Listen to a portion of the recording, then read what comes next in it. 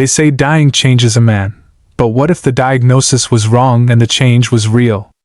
Xavier Walter was the kind of billionaire who made grown men cry in boardrooms and destroyed careers before breakfast. When death came knocking, everyone he ever knew disappeared like smoke. Then a woman walked into the wrong hospital room, looked him in the eye, and saw something no one else had bothered to look for: a human being. Michelle Smith didn't know she was talking to Chicago's most feared CEO. She didn't know he was supposed to be dying. She just knew he was alone. What unfolds next will break your heart and put it back together in ways you never expected.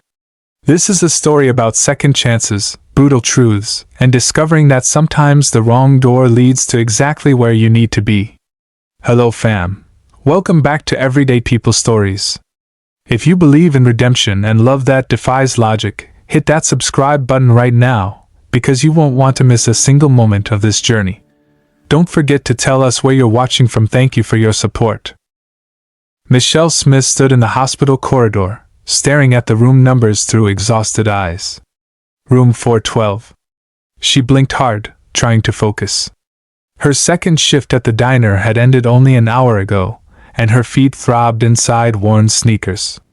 The fluorescent lights hummed overhead, casting everything in that particular shade of institutional white that made everything feel surreal and slightly nauseating. She'd promised Mrs. Chin she'd check on her friend who'd been admitted 2 days ago. Room 412.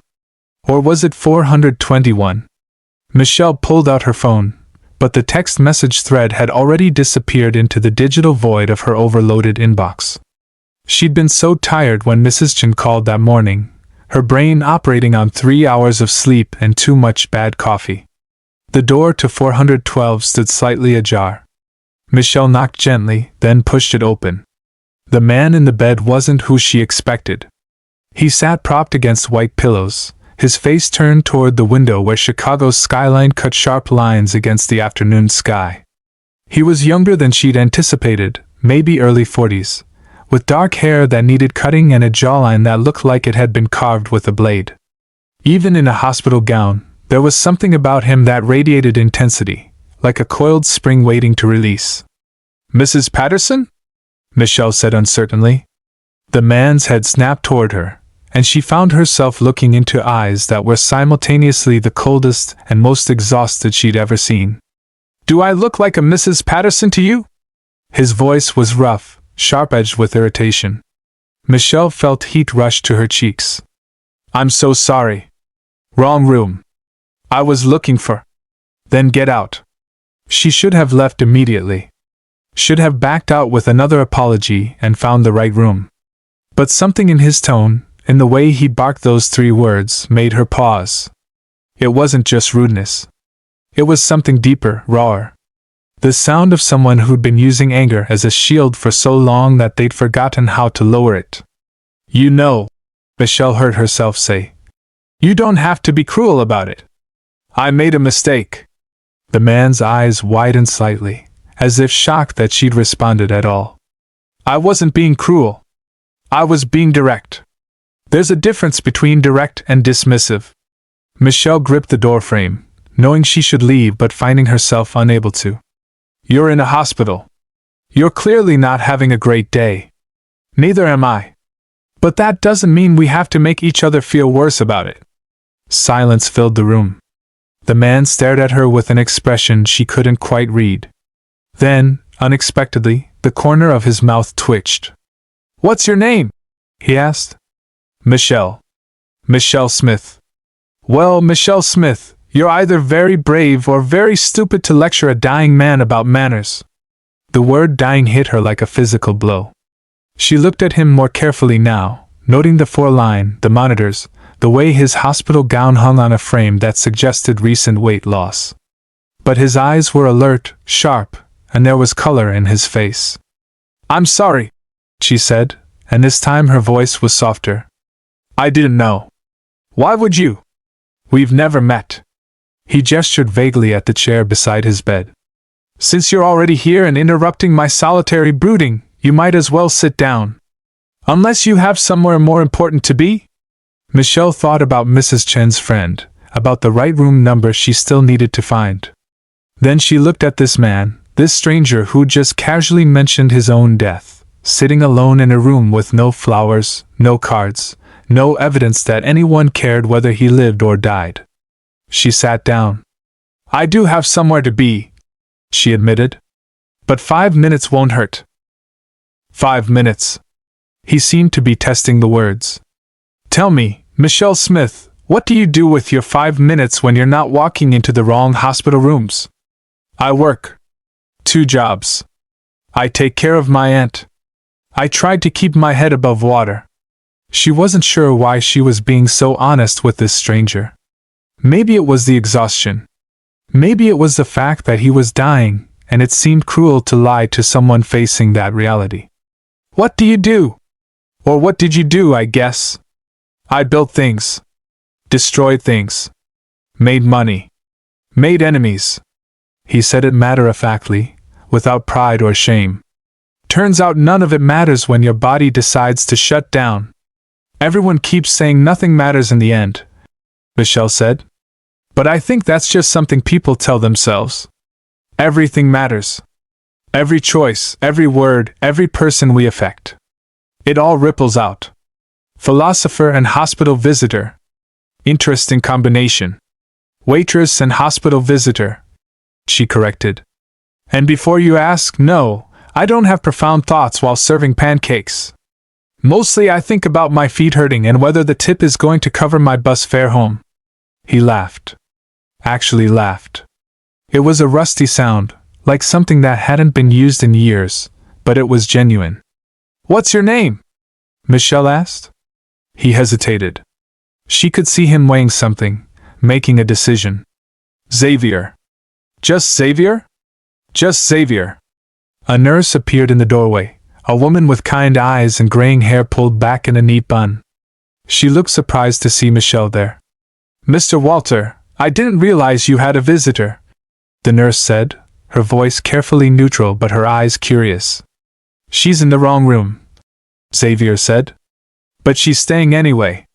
Michelle, this is Elodie. She's the only person in this building who doesn't look at me like I'm already dead." Elodie's expression softened. "That's because you're not, and I don't deal in giving up." She checked his made a note on her tablet. "You should eat something. The dinner trays come around in an hour. Hospital food. Something to live for. You joke, but you need to keep your strength up." Elodie turned to Michelle. "It's good he has company. He's been alone too much." After Elodie left, Michelle looked at Xavier with new understanding. "Walter. You said your name was just Xavier, but she called you Walter. Does the last name matter?" "I guess not. Unless you're someone I should know. Trust me, you're better off not knowing." He shifted in the bed, wincing slightly. "Tell me about your aunt. You said you take care of her." Michelle found herself talking, the words flowing easier than they had in months. She told him about Anne-Marie, about the stroke that had left her partially paralyzed, about the mounting medical bills and the small apartment they shared. She talked about her dreams of going back to school, of studying social work, of making a difference. She even told him about her ex-boyfriend who'd left when things got hard, who told her she was stupid for sacrificing her life for an aunt who wasn't even her mother. Xavier listened. Really listened. He didn't interrupt with platitudes or advice. He just absorbed her words like someone who'd been starving for genuine human connection. "Your ex-boyfriend was an idiot," Xavier said when she finished. "And a coward. Probably. But he wasn't wrong about everything. I am sacrificing my life." "No, you're living it. There's a difference. Sacrifice implies loss. But what you're doing, taking care of someone who needs you, that's not loss. That's love. That's the only thing that actually matters in the end, despite what I said earlier." Michelle felt tears prick her eyes. She hadn't expected this kind of understanding, especially not from a stranger in a hospital bed. "I should go," she said, standing. "I really do need to find Mrs. Chen's friend. Will you come back?" The question came out quickly, almost desperately. Xavier seemed to catch himself, his expression closing off. "I mean, if you want." No obligation. You've already brightened a very dark day. Michelle looked at him, this man who'd been rude and then vulnerable, cruel and then kind. Room 412? Room 412. I'll come back tomorrow. If you want. I want. Michelle found Mrs. Patterson in room 421, right down the hall. The visit was brief, the older woman sleeping most of the time, and Michelle's mind kept drifting back to the man in 412. Xavier Walter. She pulled out her phone as she walked to the bus stop, typing the name into search. The results made her stop walking. Xavier Walter. CEO of Walter Industries. Billionaire. Known for hostile takeovers and mass layoffs. The articles painted him as ruthless, cold, a corporate shark who destroyed companies and lives without remorse. There were photos of him in expensive suits, looking powerful and intimidating at charity galas and business conferences. Michelle stared at the screen, trying to reconcile the man in those pictures with the man in the hospital bed. The man who'd laughed at her jokes and listened to her problems and admitted he was dying. She thought about turning around, about not going back tomorrow. Rich men were dangerous. Rich men who'd built empires on other people's suffering were especially dangerous. But then she remembered his eyes. The loneliness in them. The way he'd asked her to come back with such naked hope. One more visit wouldn't hurt. Just to make sure he was okay. She got on the bus, her phone still showing Xavier Walter's Wikipedia page, and watched Chicago blur past the window. The next day, Michelle showed up at 412 with 2 coffees from the shop next to the hospital. Real coffee, not the hospital cafeteria sludge. Xavier's face lit up when he saw her, and she felt something warm unfold in her chest. You came back, he said. I said I would. She handed him one of the coffees. I didn't know how you take it, so I got cream and sugar on the side. Black is fine. Perfect, actually. He took the cup like it was made of gold. I looked up at the ceiling for 3 hours last night, convinced you'd looked me up and decided I wasn't worth the trouble. So he knew she'd probably search his name. Michelle sat in the chair that was starting to feel like hers. I did look you up, she admitted. The articles weren't flattering. They rarely are. Did they mention the hostile takeover of Brennan Tech? The layoffs at Meridian? The lawsuit from the investors I apparently defrauded? All of that. Plus some speculation about your personal life and why no one's visited you here. Xavier took a sip of coffee, his expression unreadable. And yet you're here anyway. I'm here because the man I met yesterday seemed human. Complicated and kind of broken, but human. The man in those articles seemed like a character in a story. I don't know which one is real. Maybe they're both real. Maybe I'm the villain who's trying to figure out how to be something else in the time I have left. He set the coffee down carefully. I've done terrible things, Michelle. I've ruined lives. I justified it as business, as necessary evolution, as the strong surviving and the weak falling away. I never looked at the faces of the people I hurt. Why are you telling me this? Because you're the first person in years who's looked at me like I'm a person and not a transaction. And because I'm dying, and dying men apparently feel the need to confess. He laughed bitterly. Dr. Boone gave me 6 months, maybe less. The cancer is aggressive and inoperable. So here I am, the great Xavier Walter, reduced to a hospital bed and the occasional visit from a nurse who pities me. Michelle reached out and took his hand. It was an impulsive gesture, one she couldn't take back. His fingers were cool and calloused, and they gripped hers like a lifeline. You're not just a dying man, she said firmly. You're a man who still has time. What you do with it, that's up to you. They talked for 2 hours that day. Xavier told her about his childhood, about a father who'd measured worth in dollars and a mother who'd left when he was 10. He talked about building his first company at 25, about the rush of power and the gradual erosion of everything soft inside him. He admitted he couldn't remember the last time he'd laughed before yesterday, or the last time someone had touched him without wanting something. Michelle told him about her parents dying in a car accident when she was 19, about dropping out of college to work, about Anne-Marie being the only family she had left. She talked about her friend Mirella, who kept telling her she deserved better than exhaustion and paycheck-to-paycheck survival. She even told him about the apartment she'd been evicted from last year, and the landlord who'd propositioned her in exchange for lower rent. "Give me his name," Xavier said, his voice dropping to something dangerous. "What?" "No. Xavier, that was years ago. I don't care. Give me his name and I'll destroy him. You're in a hospital bed.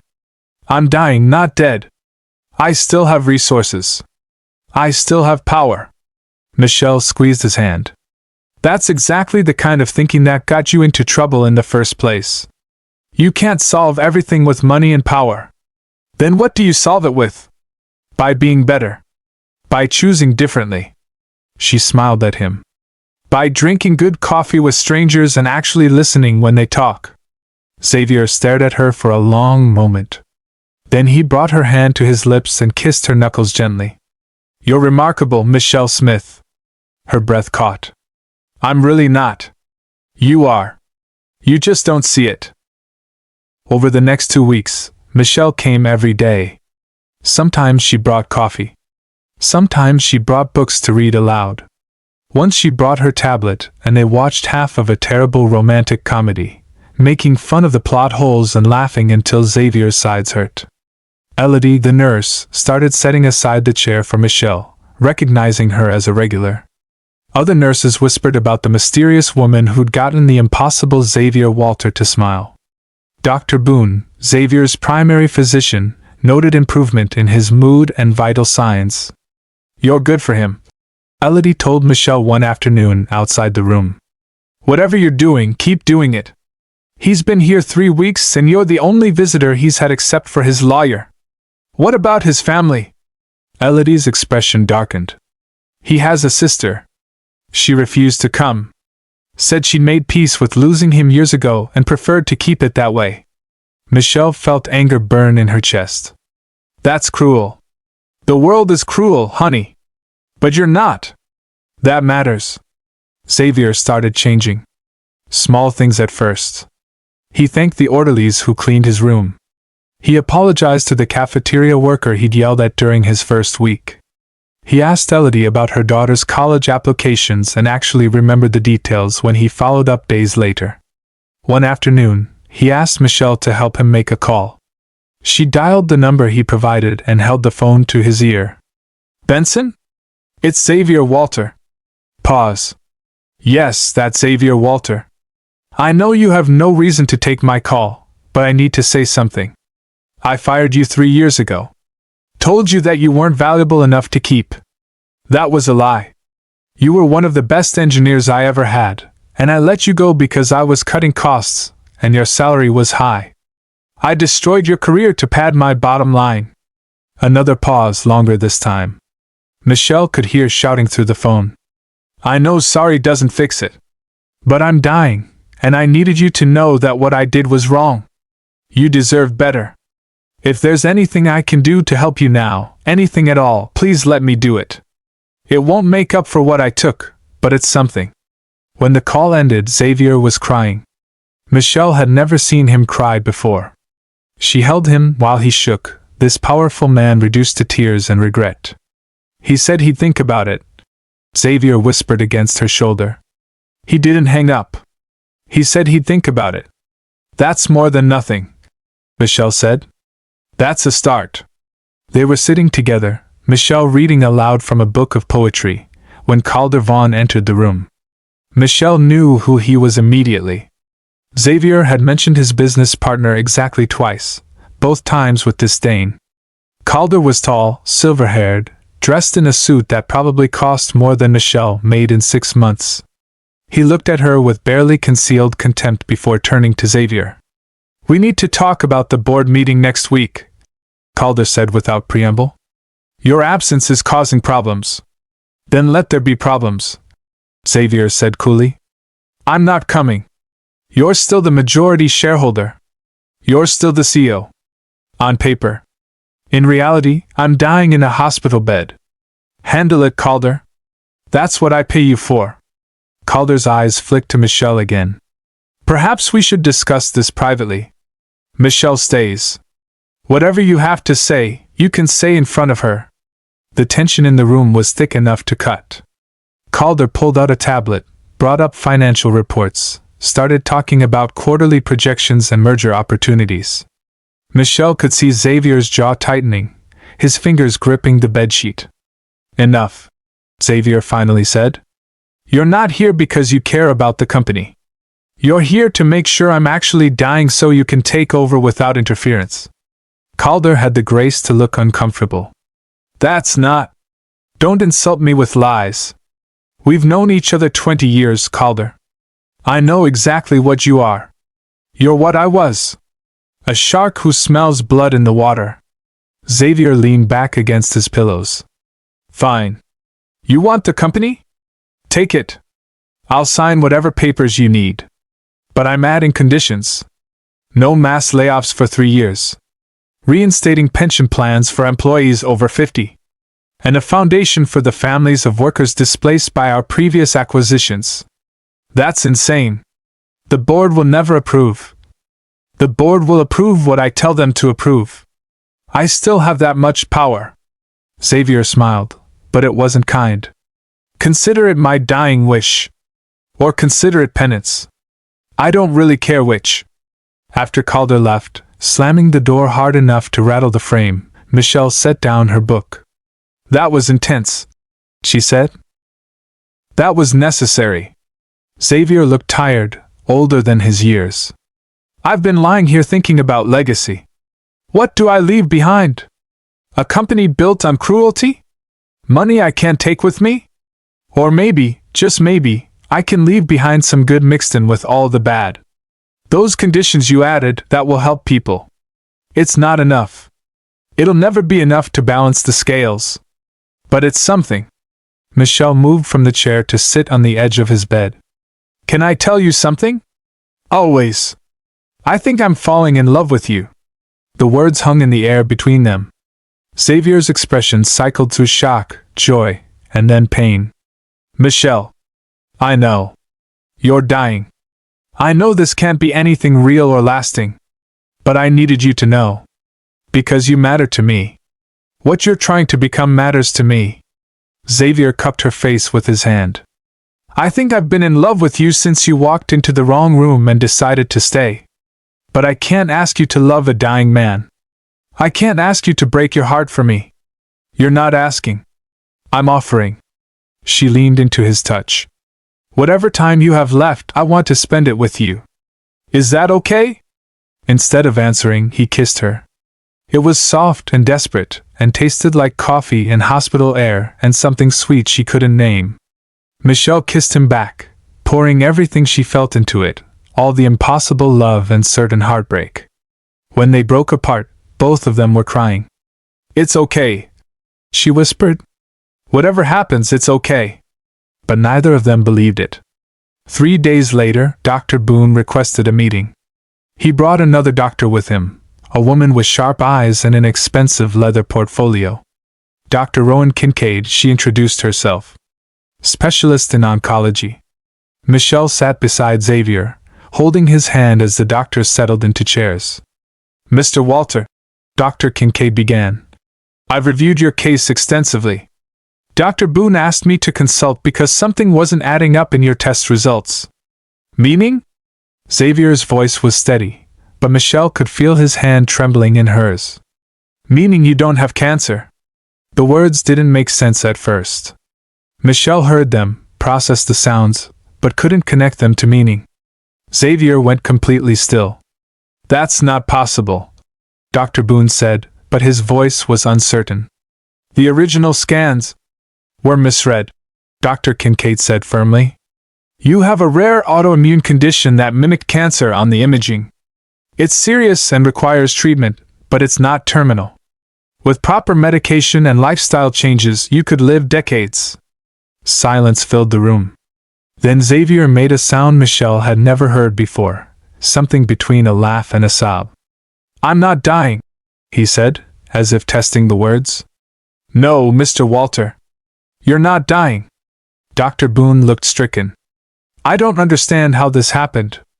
I reviewed those scans myself. These things happen, Dr. Kincaid said, though her tone suggested heads would roll. What matters now is correcting course and getting Mr. Walter on the right treatment plan. After the doctors left, Xavier and Michelle sat in stunned silence. Michelle should have felt joy, relief, celebration. Instead, she felt something cold and uncertain creeping through her chest. You're going to live, she said. I'm going to live. Xavier turned to her, his face lit with something wild and hopeful. Michelle, I'm going to live. We can have a future. We can have time. But even as he said it, she saw reality settling over him like a shroud. His expression changed, joy giving way to something darker. What is it? Michelle asked, though she was afraid she already knew. Everything changes now, Xavier said slowly. I'm not a dying man trying to make amends. I'm Xavier Walter again. CEO. Billionaire. The man whose picture you found on Wikipedia. He pulled his hand from hers. You came into my life because I was dying. You stayed because you felt sorry for me. Because I was safe, temporarily human, stripped of power. That's not true. Isn't it? He looked at her, and his eyes were the same cold ones from that first day. You didn't know who I was. If you'd known, if I'd been healthy and powerful when we met, would you have stayed? Would you have held my hand and told me I mattered? I don't know, Michelle admitted, because she'd never lied to him and wouldn't start now. Maybe not. But that's not who you are anymore. You've changed. Have I? Or did I just have a temporary moment of humanity because I thought I was dying? Xavier's voice was getting harder, more distant. The man you fell in love with, Michelle, he doesn't exist outside this hospital room. Out there, I'm still the person who destroyed lives. I'm still responsible for everything those articles described. So change it. You have time now. You can do better. Or I can go back to my life. My company. My world. He turned away from her. A world you don't belong in. The words hit like a slap. Michelle stood, her hands shaking. Is that what you want? To go back to being the person everyone hated? I don't know what I want, Xavier said, and his voice cracked. I'm sorry, Michelle. I'm so sorry. But maybe it's better if you go. Before this gets more complicated. It's already complicated. I love you. You love a dying man. I'm not him anymore. Michelle grabbed her bag, tears streaming down her face. You're right. I loved the man in this room. The one who listened and changed and tried to be better. If that man is gone, then I guess I don't know you at all. She walked out and didn't look back, even though every instinct screamed at her to turn around. For 3 days, Michelle didn't return. She went to work, took care of her aunt, and cried herself to sleep at night. Mirella came over with wine and ice cream and a firm lecture about billionaires being poison. They don't change, Mirella insisted. They pretend to change when it suits them, but the minute they don't need you anymore, they show their true colors. He was scared, Michelle defended weakly. He was rich. There's a difference. Mirella poured more wine. You deserve someone who chooses you even when things are hard. Especially when things are hard. Michelle knew Mirella was right. She also knew that she couldn't stop thinking about Xavier, about the look on his face when he told her to leave. Not cruel. Terrified. On the 4th day, her phone rang. Unknown number. She almost didn't answer. Michelle? It was Elodie's voice. I hope it's okay that I'm calling. I got your number from the visitor log. Is Xavier okay? The words came out before Michelle could stop them. Physically, yes. He's being discharged tomorrow. But Michelle, he's not okay. He hasn't spoken to anyone since you left. He just stares at the wall. I shouldn't be telling you this, it's a violation of privacy, but I'm worried about him. I think he's going to do something stupid. Like what? Like go back to being the man he was before. The one who hurts people and doesn't look back. Elodie sighed. You're good for him. Whatever happened between you two, Please think about trying again. After Elodie hung up, Michelle sat with her phone in her hands, thinking. Her aunt's voice came from the living room. You're going to go to him, aren't you? I don't know. Should I? Anne-Marie wheeled herself to the kitchen doorway. Her speech was slow but clear. Do you love him? Yes. Then go. Love doesn't wait for perfect timing or perfect people. Michelle took the bus to the hospital, her heart pounding the entire way. Room 412 was dim, the curtains drawn. Xavier sat on the edge of the bed, dressed in street clothes for the first time since she'd met him. He looked up when she entered, and his expression broke her heart. You came, he said. Elodie called me. Said you were being stupid. She's not wrong. Xavier stood, keeping distance between them. Michelle, I've been sitting here for 4 days trying to figure out who I am. Dying man or CEO. Changed or pretending. And I realized I'm terrified. Of what? Of going back to being Xavier Walter. Of losing what I found with you. Of discovering that the man you fell in love with was just a temporary aberration brought on by fear of death. He took a shaky breath. But I'm more terrified of losing you by being a coward. What are you saying? I'm saying I want to try. Not as a dying man, but as someone who wants to be better. I want to prove that the change is real. He finally closed the distance between them. I'm saying I love you, Michelle Smith, and I'm going to spend however long it takes showing you that the man in this room, the one who listened and cared and tried to make amends, that's who I want to be. You hurt me when you pushed me away. I know. I'm sorry. I was scared and I lashed out. It's what I've always done. But I'm learning. He took her hands. Teach me. Please. Teach me how to be the man you deserve. Michelle looked at him, this powerful, broken, impossible man. It's not going to be easy. Nothing worth having ever is. I'm not going to let you slide back. If you start being cruel or dismissive or reverting to your old ways, I'm going to call you out. I'm counting on it. And you need to actually fix the things you've broken. Not just throw money at problems. Actually fix them. Already started. Xavier pulled out his phone, showed her an email thread. I've been reaching out to people I've wronged. Most haven't responded. Some have told me to go to hell. But 3, including Benson Hale, have agreed to meet with me. Michelle felt something loosening in her chest. Hope, maybe. Or faith. Okay, she said. We can try. Yeah? Yeah.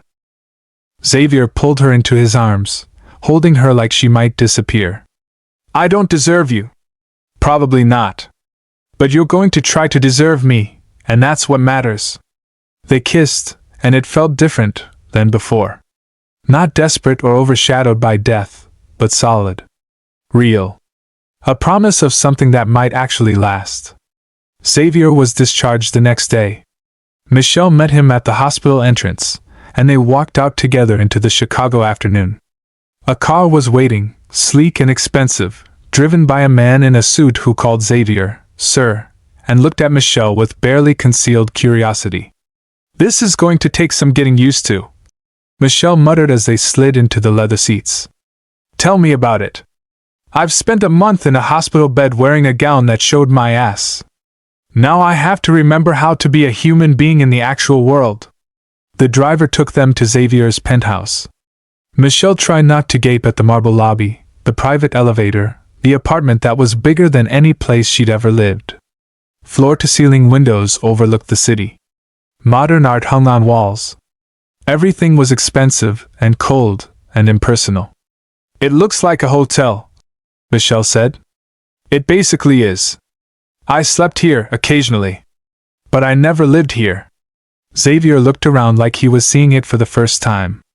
It's awful, isn't it? It's sterile. We can change it. Together. Make it feel like a home. He turned to her. I know this is a lot. Too much, probably. But I want you to be part of my life, Michelle. The real life, not the dying man fantasy. I have an aunt. And an apartment. And 2 jobs. Keep them. I'm not asking you to give up your life. I'm asking if I can be part of it while we figure out what this is. Michelle walked to the window, looked out at Chicago spreading below them. She thought about the hospital room, about the man who'd been cruel and then kind, about everything that had happened in 3 short weeks. I need you to promise me something, she said. Anything. Promise me you'll keep changing. Not for me, but for you. Because you want to be better. I promise. And promise that if you feel yourself slipping back into old patterns, you'll talk to me. Let me help. I promise. She turned to face him. Then yes. Let's figure out what this is. Over the next weeks, Xavier kept his promises. He met with Benson Hale and offered him a position as Chief Technology Officer at a startup Xavier was funding. He established the foundation he mentioned to Calder, putting real money and resources behind it. He started therapy, admitting to Michelle one night that it was harder than any business deal he'd ever negotiated. She asked me about my mother today, Xavier said, lying in bed beside her. About what it felt like when she left. What did you tell her? The truth. That I decided never to need anyone again. That I built walls so high that no one could climb over them. That I became cold because cold felt safer than vulnerable. Michelle traced patterns on his chest. You're not cold anymore. No. Thanks to you. But it wasn't all smooth. There were moments when Xavier's old instincts kicked in. When he tried to solve Michelle's problems with money instead of support. When he got frustrated and his voice took on that sharp, dismissive edge. When business associates came to the penthouse and Michelle saw him slip into the CEO persona like armor. Each time, Michelle called him out. They fought. Sometimes loudly. Once, Michelle packed a bag and went back to her apartment, telling Xavier she couldn't do this if he wasn't going to actually try. He showed up at her door 3 hours later, rain-soaked and miserable. I'm sorry, he said. You were right. I was being defensive and dismissive and falling into old patterns. It's hard, Michelle. It's so hard to be different than I've been for 20 years. I know it's hard. But you don't get to use that as an excuse. You either want to change or you don't. I want to. I swear I want to. She let him in, made him tea, and they talked until dawn. Really talked, about fears and failures and the work it took to be better. The next day, Xavier made a public announcement. He was stepping down as CEO of Walter Industries for 6 months. He was undergoing treatment for a health condition and focusing on personal development. Calder Vaughn would serve as interim CEO under the conditions Xavier had established. The business world erupted. Stock prices fluctuated wildly. Financial news outlets speculated about what this meant for the company's future. Some called it weakness. Others called it a strategic move. No one understood the real reason, except Michelle. You didn't have to do this, she told him the night after the announcement. Yes, I did. I can't change while trying to run an empire. I need space to figure out who Xavier Walter is when he's not defined by boardrooms and hostile takeovers. He pulled her close. Besides, I want time with you. Real time. Not stolen hours between conference calls. Michelle kissed him softly. What are you going to do with 6 months? Fix what I broke. Starting with myself. Xavier threw himself into the work of redemption with the same intensity he'd once applied to building his empire. He hired investigators to track down people who'd been harmed by his business decisions. Some meetings went well. Many didn't. Michelle accompanied him to a coffee shop where they met Sarah Trent, a woman who'd lost her job when Xavier gutted her company 5 years ago. She'd been forced to sell her house, uproot her children, start over in a new city with a fraction of her previous salary. I'm sorry, Xavier said, and Michelle could hear how hard the words were for him. What I did to you and hundreds of others like you, there's no excuse for it. I saw numbers on a spreadsheet, not human lives. I was wrong. Sarah stared at him with hard eyes. And what exactly am I supposed to do with your sorry now? It doesn't give me back those years. It doesn't undo the damage to my family. No, it doesn't. But I'd like to try to help. I've established a foundation for displaced workers. We're offering job placement services, financial counseling, educational grants. It's not enough, but it's something. I don't want your charity. It's not charity. It's accountability. Xavier slid a folder across the table. These are the details. If you decide to use the resources, they're available. If you don't, I understand. But I needed you to know that I see you now. I see what I did. Sarah took the folder but didn't open it. Why now? Why do you suddenly care? Because I almost died, and it made me look at my life. What I found was ugly and empty and cruel. I'm trying to be better. Not for absolution or forgiveness, but because I can't live with who I was. After Sarah left, Michelle held Xavier's hand as he sat quietly, processing the encounter. She might never forgive me, he said. Probably not. But you tried. That counts for something. Does it? I ruined her life, Michelle. An apology and a foundation don't fix that. No, they don't. But they're more than nothing. You're doing the work, Xavier. That's what matters. They had dozens of meetings like that over the following months. Some people cursed him out. One man threw coffee in his face. A few listened and eventually engaged with the Foundation's resources. Each encounter left Xavier drained and raw, but he never stopped trying. Meanwhile, Michelle returned to school part-time, using scholarship money from a fund Xavier had established for low-income students. He wanted to pay for her education outright, but she'd refused. If we're going to make this work, I need to do some things on my own, she'd explained. I need to know I can stand on my own feet. I understand. But let the Foundation help. It's not personal money. It's resources available to anyone who qualifies. She'd agreed to that compromise. Mirela remained skeptical of Xavier but had started to warm to him after he funded a community center in their neighborhood. I still don't trust rich people, Mirela told Michelle over lunch. But I'll admit, he's trying harder than most. Just promise me you'll keep your eyes open. The minute he reverts, you walk away. I promise. Good. Because you deserve someone who sees your worth, not someone who wants to buy it. For months after leaving the hospital, Xavier took Michelle to dinner at a small Italian restaurant in a neighborhood far from the expensive downtown establishments he used to frequent. They sat in a corner booth, eating pasta and drinking wine, talking about everything and nothing. I met with my sister yesterday, Xavier said quietly. Michelle set down her fork. You didn't tell me. I wasn't sure how it would go. Didn't want to get anyone's hopes up, including mine. He stared at his wine glass. She agreed to see me. I think curiosity more than anything else. Everyone knows I almost died and then didn't. How was it? Hard. She's angry. Has been for years. I cut her out of my life when she got married because I didn't approve of her husband. Thought he was beneath her, not worthy of the Walter name. Xavier laughed bitterly. Turns out he's a kind man who loves her, and I was just an asshole who couldn't stand anyone being happy if I wasn't. Did you apologize? I tried. She's not ready to forgive me yet. Maybe never will be. But she said she'd think about letting me meet her kids. My nieces and nephew who I've never even seen. His voice cracked slightly. I have family, Michelle. People who share my blood, and I threw them away because I was too proud and too cold. Michelle reached across the table and took his hand. But you're trying to get them back now. That's growth, Xavier. Is it enough? I don't know. But it's something.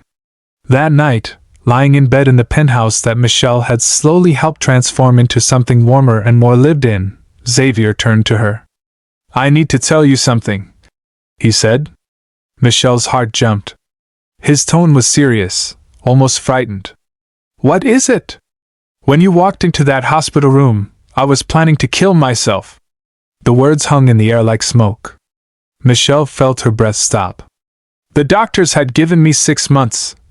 Xavier continued, his voice steady but quiet. I decided I wasn't going to wait. Wasn't going to let the cancer take me slowly. I was going to do it on my own terms. I'd already written letters, made arrangements. Was just waiting for the right moment. Xavier. Then you walked in. Wrong room, right moment. And you looked at me like I mattered. Like I was worth talking to. And suddenly I wanted one more day. Then another. Then another. He turned to face her, and his eyes were wet. You saved my life, Michelle. Not metaphorically. Literally. If you hadn't walked through that door, I wouldn't be here. Michelle was crying now, understanding the weight of what he was telling her. Why are you telling me this now? Because you deserve to know. Because I want you to understand how much you mean to me. Not just as someone I love, but as the person who gave me a reason to keep breathing when I decided there wasn't one. He cupped her face gently. You showed me that life could be different. That I could be different. Everything that's happened since, every change I've made, every person I've tried to help, it all started with you. That's a lot of pressure, Michelle whispered. I know. I'm not saying you're responsible for fixing me or keeping me alive. I'm saying you reminded me that life is worth living, and I'm grateful. Every single day, I'm grateful. They held each other in the darkness, and Michelle understood that love wasn't always about grand gestures or perfect moments. Sometimes it was about being there when someone needed you most. About walking into the wrong room at exactly the right time. The 6th month approached. Xavier had to decide whether to return to Walter Industries or step away permanently. The board was pressuring him. Calder was making it clear he was ready to take over completely. Shareholders were getting nervous about the leadership vacuum. What do you want to do? Michelle asked him one morning over coffee. I don't know. Part of me wants to go back, prove I can run the company differently. Be better. But another part of me knows that environment is toxic. That it would be too easy to slip back into old patterns when the pressure is on. What does your therapist say? She says I need to decide what kind of life I want to live, and then make choices that support that life. Xavier set down his cup. I want a life with you. I want to keep doing the foundation work. I want to meet my nieces and nephew. I want to be someone who helps more than he hurts. You can't do that as CEO? Maybe. But the odds aren't good. That world rewards ruthlessness, Michelle. It punishes compassion. I'm not strong enough yet to resist that. So what's the alternative? Xavier pulled out his laptop, showed her documents he'd been working on. I sell my majority stake. Keep enough shares to have a voice but not control. Use the money to fund the foundation properly. Establish grants, create lasting change. Walk away from the empire and build something better. Michelle read through the documents, her mind racing. This is billions of dollars, Xavier. You're talking about giving up billions of dollars. Money I don't need. Money that won't make me happy. Money that represents everything I'm trying to move away from. He closed the laptop. I'll still be wealthy. Obscenely so. But I won't be that Xavier Walter anymore. I'll be someone else. Someone better. Are you sure? Because you can't undo this. I'm sure. For the first time in my life, I'm actually sure about something. The announcement shocked the business world even more than his temporary departure had. Xavier Walter was selling his controlling stake in Walter Industries. The foundation he'd established would receive the bulk of the proceeds. He was stepping away from the corporate world entirely. Financial analysts called it career suicide. Some speculated about mental illness or coercion. Others wondered if this was some elaborate tax scheme. No one seemed to understand that Xavier was simply choosing a different life. The day the sale finalized, Xavier took Michelle to the hospital. Room 412 was occupied by a new patient, but Elodie met them in the hallway. I heard the news, she said, hugging Xavier tightly. I'm proud of you.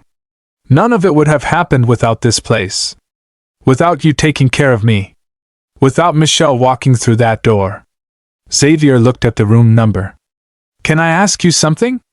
Did you ever figure out why Michelle ended up in my room instead of Mrs. Patterson's? Elodie smiled mysteriously. Sometimes I think the universe has a way of putting people where they need to be. even if it seems like a mistake at the time. After leaving the hospital, Xavier and Michelle walked through the city. It was a beautiful afternoon, early autumn turning the leaves gold and red. They ended up at a small park near Michelle's old apartment, sitting on a bench and watching children play. "What are you thinking?" Michelle asked. "I'm thinking about second chances. How rare they are. How precious." Xavier took her hand. "I got one when that diagnosis turned out to be wrong. But the real second chance was you. You gave me a reason to use the time I had left, and then the time I didn't know I'd get. You gave yourself that chance. I just walked through a door. The right door at the right time." He turned to face her. "Michelle Smith, I love you.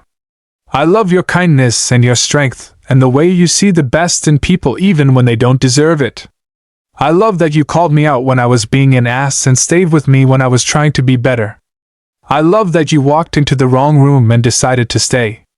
Michelle felt tears building. "I love you too. Even though you're complicated and sometimes difficult and still learning how to be the person you want to be. I have something to ask you." Xavier reached into his pocket, pulled out a small box. "I'm not good at this. I've never done it before. But I want to try." He opened the box. Inside was a ring, simple and elegant, with a single stone that caught the light.